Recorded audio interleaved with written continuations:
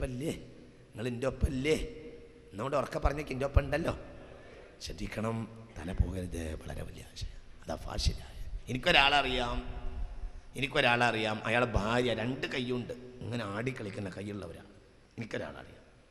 അയാൾക്ക് രാവിലത്തെ bed coffee മുതൽ കാഷ്ടം വരെ അയാളുടെ ഭാര്യയാണ് നീക്കി കൊടുക്കേണ്ടത്.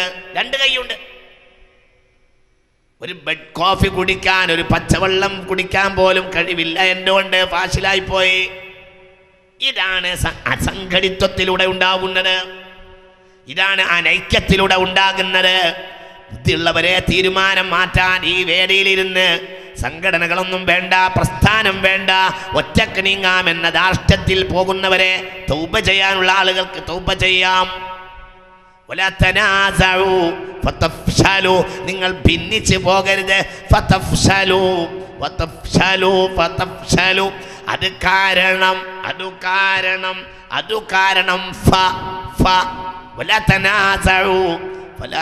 വലാ തനാസഉ നിങ്ങൾ ഭിന്നിച്ചു പോകരുത്, നിങ്ങൾ തർക്കിച്ചു ഭിന്നിക്കരുത്.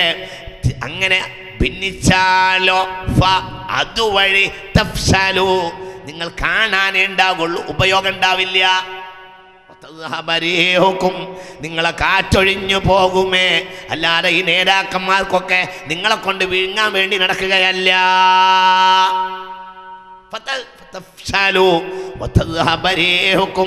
നിങ്ങളെ കാറ്റ് നഷ്ടപ്പെട്ടു പോവുകയും, നിങ്ങളെ ശുദ്ധവായു പോവുകയും, നിങ്ങളെ ജീവവായു പോവുകയും, നിങ്ങൾ ചത്തു പോവുകയും ചെയ്യും. വായു പോയാൽ പിന്നെ ചാകലാണ്.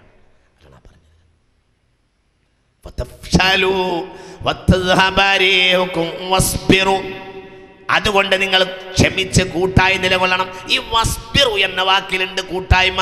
എന്തുകൊണ്ട്? ഒരാൾ ഒറ്റക്ക് ജീവിക്കുകയാണെങ്കിൽ ക്ഷമിക്കേണ്ട ആവശ്യമില്ല. ഒരാൾ തോന്നിയ പോലെ ജീവിക്കുകയാണെങ്കിൽ എന്തിനാ ക്ഷമ? നേരം വെളുത്താൽ ഇവന് ഇന്നാലിന്നെ ഒരു പാനീയം കിട്ടണം, അത് കുടിക്കണം, പിന്നെ അങ്ങാടി പോകണം, കച്ചവടം നടത്തണം, പൈസ ഉണ്ടാക്കണം, അവൻ്റെ കുട്ടികളെ അവന് ഉദ്ദേശിക്കുന്നിടത്തേക്ക് പറഞ്ഞേക്കണം, അവിടുന്ന് പഠിപ്പിക്കണം. ഇങ്ങനെ വൈകുന്നേരം ആകുമ്പോൾ ഉച്ചക്കൊരു നല്ല ബിരിയാണി കിട്ടണം, അല്ലെങ്കിൽ നല്ല ചോറ് കിട്ടണം. വൈകുന്നേരം ഒരു നന്നാക്കി നമ്മൾ നല്ല മനോഹരമായി കത്തിരിച്ച് ഉഷാറാക്കിയ കുറേ നെയ്മീൻ പൊരിച്ചതും 4 ചപ്പാത്തിയും കിട്ടണം. എന്നിട്ട് എവിടെയൊക്കെയോ കയറി മറിഞ്ഞിട്ടോ നേരം രാത്രി കിടന്നുറങ്ങും വേണം. ഇങ്ങനത്തെ ഒരു ജീവിതമാണ് ഒരുത്തരെങ്കിൽ അത് സുഖമുള്ള ജീവിതമാണല്ലോ. ക്ഷമിക്കേണ്ട ആവശ്യമില്ല. അല്ലതേ യുഖാലിതുന്നാസ, ഇങ്ങോട്ട് നോക്ക്.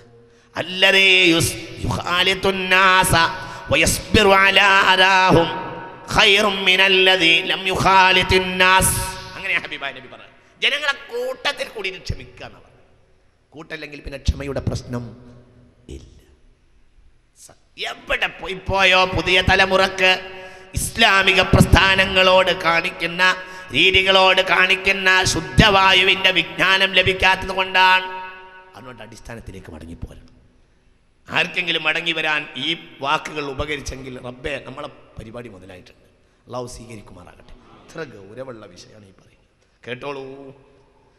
കേട്ടോളൂ. ഇബ്നു അബി ആസിം ഈ ഹദീസ് നാസറുദ്ദീനുൽ അൽബാനി പോലും സ്വഹീഹാണെന്ന് പറഞ്ഞിട്ടുണ്ട്. ഇത് വെറുതെ പറഞ്ഞാന്ന് വിചാരിക്കണ്ട, അതുകൊണ്ടാണ് ഞാൻ അങ്ങനെ പറഞ്ഞു. عن عوف بن مالك قال قال رسول الله افترقت اليهود على 71 فرقة. യഹൂദികൾ 71 വവാഹിദത്തും ഫിൽ ജന്ന വസബഈന ഫിന്നാർ. 1 സ്വർഗ്ഗത്തിലേക്കും 70 നരകത്തിലേക്കും പോയി. 2 എന്ന് പറഞ്ഞില്ല, 1 എന്നാ പറഞ്ഞത്. ചിന്തിക്കണം. 1 എന്നാ പറഞ്ഞത്. 1 വഹ്ദത്താണ് പറഞ്ഞത്. ഒരുമയുള്ള പ്രസ്ഥാനമാണ് പറയുന്നത്. 2 അല്ല, 2 മനയ്ക്കായി. 1 ഇഫ്തറഖത്തിൻ നസാറ അലാ 72 ഫിർഖ. നസാറാക്കൾ 72 ഫയഹദ ഫിന്നാർ. 71 നരകത്തിലും വവാഹിദത്തും ഫിൽ ജന്ന. വല്ലദീ നഫ്സി ബിയദി ലതഫ്തരിഖന്ന ഉമ്മതി അലാ 73 മില്ല കുല്ലുഹും ഫിന്നാർ. 72 في النار.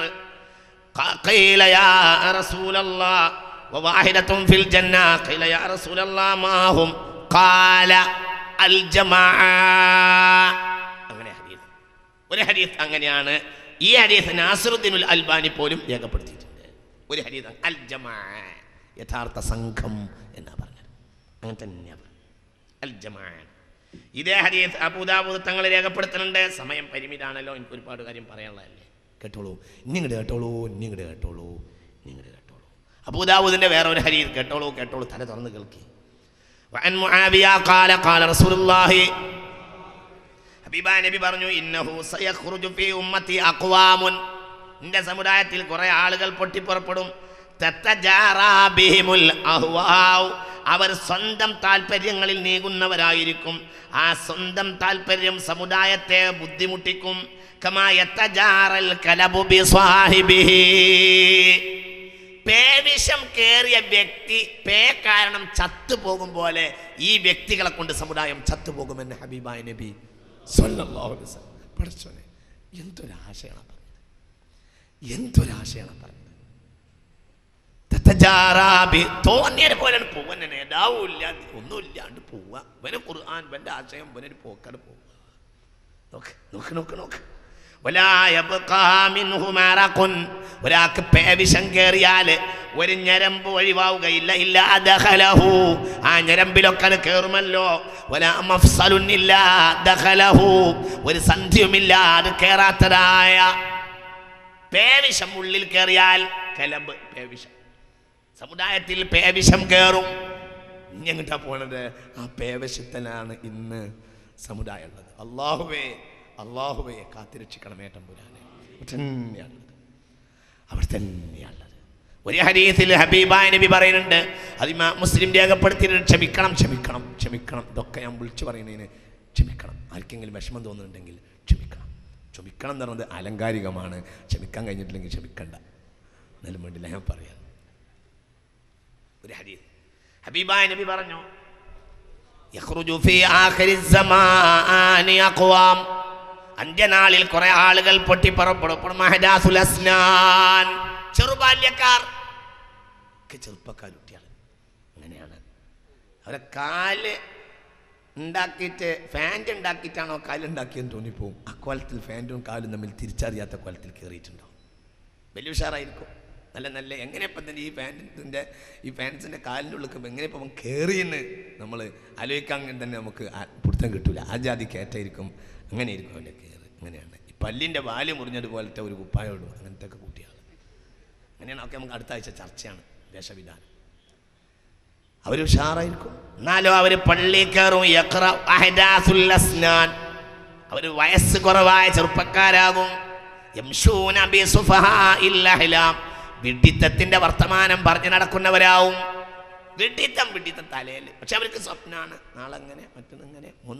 3 മാസം 4 മാസം കൊണ്ട് ഇന്ത്യ ഇസ്ലാം പിടിച്ചടക്കുന്നൊക്കെ അവർ പറയും. കണക്ക് ക്ലിയറാവും. നേരത്തെ ഒരു കണക്കിൻ്റെ കഥ പറഞ്ഞല്ലോ.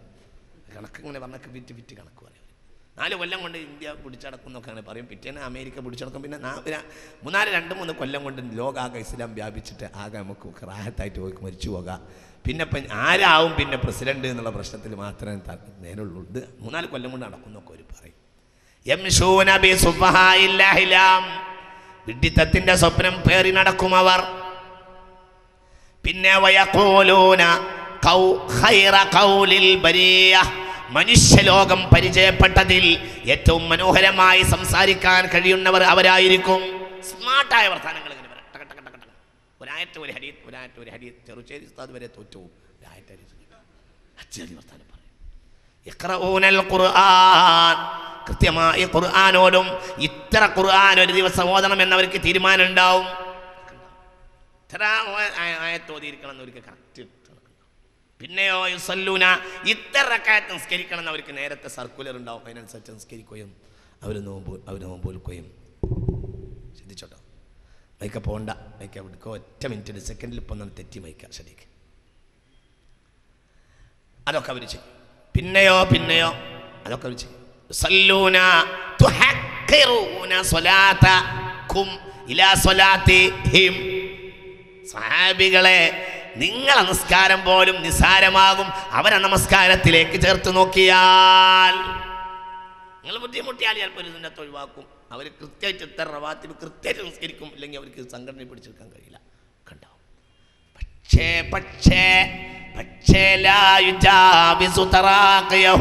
മുസ്ലിം ഉമ്മത്തിന്റെ പൊതുധാരയിൽ നിന്ന് അകന്നു പോകുന്നത് കൊണ്ട് ലാ യുജാവിസു തറാഖയഹും, ഈ കർമ്മങ്ങളൊന്നും അവരെ തൊണ്ടക്കുഴി വിട്ടുകിടക്കുകയില്ല. ഇത് റഹ്മത്തുള്ള പറയല്ല, സ്വഹീഹ് മുസ്ലിം, സ്വഹീഹ് മുസ്ലിമിന്റെ സ്വഹീഹ് മുസ്ലിമിന്റെ ഹദീസ്. ബുദ്ധിയുള്ളവരെ ഇത് ഞാൻ പറഞ്ഞാലല്ലേ നിങ്ങൾ കേൾക്കുള്ളൂ, അന്നെനിക്ക് പറയാം. ആരടുത്തേക്കും നിങ്ങൾ വിരൽ ചൂണ്ടണ്ട. ആരെ പറ്റിയായി പറഞ്ഞത്? ഇങ്ങനെ പറയാൻ ഞാൻ അതിൽ പെടണ്ട എന്ന് ചിന്തിക്കുക. അതാ വൃത്തി. റമദാനിൽ കുറെ ആളുകളെ മേൽ ചൂണ്ടാൻ വേണ്ടി നമ്മൾ കൂടണ്ട. ഞാൻ അതിൽ പെടരുത് റബ്ബേന്ന് ഓരോരുത്തരും ആലോചിക്കുക. അള്ളാഹു നമ്മളെ കാത്തിരക്ഷിക്കുമാറാകട്ടെ.